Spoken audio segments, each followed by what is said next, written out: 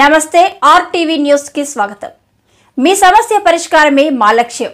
మీ సమస్యలను వాట్సాప్ చేయండి చాలు 9492726238।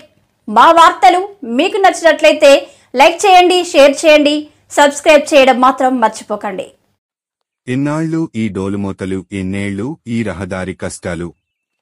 అభివృద్ధి పథంలో దూసుకుపోతున్నామని అధికారులు, ప్రజాప్రతినిధులు ప్రకటనలు గుప్పిస్తున్నారు తప్ప అభివృద్ధి అనేది పూర్తి స్థాయిలో కానరావడం లేదని అల్లూరి జిల్లాలో గిరిజనులు ఆవేదన వ్యక్తం చేస్తున్నారు।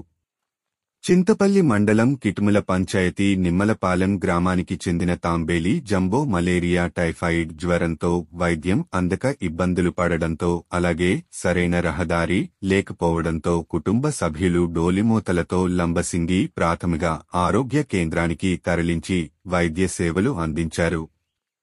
కూటమి ప్రభుత్వం ఏర్పడి సంవత్సరం అవుతున్న ఆదివాసీ గిరిజనులపై కనికరం చూపడం లేదని వారు ఆవేదన వ్యక్తం చేస్తున్నారు। ఇప్పటికైనా డోలుమోతలు లేని రహదారులుగా అభివృద్ధి చేసి తమ కష్టాల నుండి గిరిజనులను విముక్తి కల్పించాలని వేడుకుంటున్నారు।